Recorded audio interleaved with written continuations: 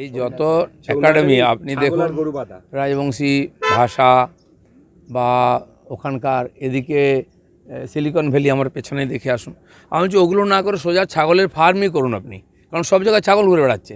Chhau academy থেকে আরম্ভ করে সিলিকন ভ্যালি ছাগল, গরু, ভেড়া এগুলো ঘুরে বেড়াচ্ছে। তো ওদের জন্য পয়সা দিন না, কিছু ইনকাম হবে। ছাগল গোট ফার্ম করে দিন সব জায়গায়, তাহলে লাভ লোকসান। কারণ আপনি তো খালি ভোট চান, কিছু চান না। আমাদের ক্যান্ডিডেটের নামে এফআইআর হয়ে যাচ্ছে, যিনি লোকসভার ক্যান্ডিডেট, অথচ তিনি কমপ্লেন করতে গেলে কোনো এফআইআর নেওয়া হচ্ছে না। বিচিত্র পুলিশ। এই জন্য আমি বলেছি পুলিশকে কি করব এরপরে, আর সেটা করবই। চণ্ডীপুরে দাদা শঙ্কুদেব পান্ডার উপর হামলা হলো, কি বলবেন?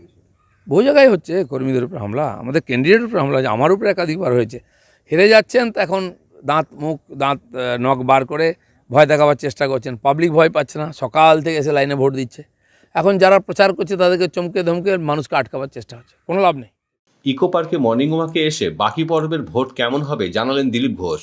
তিনি বললেন, উত্তরবঙ্গে আমরা একতরফা খেলেছি, ওখানেই ওদের খেলা শেষ হয়ে গেছে। ওই ধাক্কায় বাকি খেলা বেরিয়ে যাবে, খেলা পুরো হবে, ভালো করে হবে। সেন্ট্রাল ফোর্স কাউকে নড়তে দিচ্ছে না, রিগিং বন্ধ করে দিয়েছে। ছাপ্পা ভোট বন্ধ বলে ভোটের হার কম।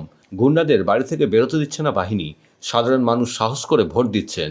এত শান্তিপূর্ণ ভোট ইদানিংকালে এই রাজ্যে হয়নি। উত্তরবাংলায় তো খেলাটা হয়নি, একতরফা খেলেছি আমরা, আর ওখানে ওদের খেলা শেষ হয়ে গেছে। ওই ধাক্কাতে এগুলো সব বেরিয়ে যাবে, খেলা পুরো হবে। আমি নিজে দেখেছি সেন্ট্রাল ফোর্স যেভাবে ডিউটি করেছে, নড়তে দেয়নি কাউকে, বুথের মধ্যে একটা ভোট রিগিং করতে দেয়নি। অনেকে বলছেন ভোট কম হয়েছে, কেন হয়েছে তার কারণ ওটাই, ছাপ্পা ভোট পড়েনি। এবারে গুন্ডারা নড়তে পারেনি, বাড়ির থেকে বেরোতে পারেনি, যারা বেরিয়েছিল আমি ধাক্কা মেরে ঢুকিয়ে দিয়েছি। এবারে সাধারণ মানুষ যেভাবে সাহস করে বেরিয়ে এসে গণতন্ত্র রক্ষার জন্য ভোট দিয়েছেন, তাদেরকেও স্যালুট করতে হবে।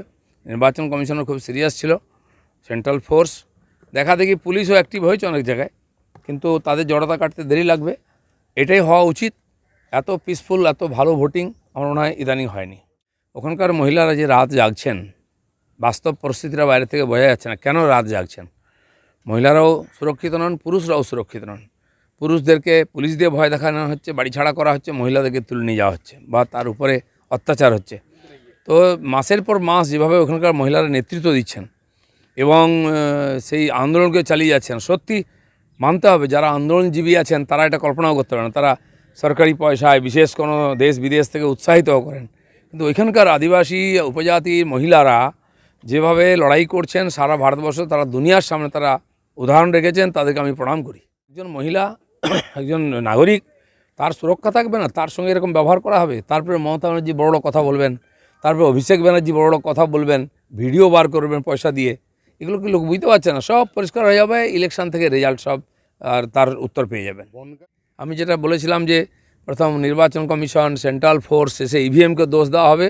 দেখুন সেখানেই ঘুরে ফিরে গাড়ি চলে এসে, এর বাইরে কিছু করতে পারবেন না, দাঁড় করিয়ে হারাবো আমরা। ভিতরে যেতেই পারবেন না, কারণ কেউ ডাকবে না, এমন জায়গায় পৌঁছে দেবো ওদেরকে না, কোনো রোলই থাকবে না সারা ভারতবর্ষে। গতবারে তবু তো ছিল, এবারে টিএমসিকে কেউ ডাকবে না, এমন সংখ্যা তারা পাবে। জয়রাম রমেশ কোথায় আছেন, তাদের নেতা রাহুল গান্ধী কোথায় আছেন? সব এক্স হয়ে গেছেন, এখন রিটায়ার্ড, সব রিজেক্ট, খালি রেজাল্ট হতে বাকি আছে।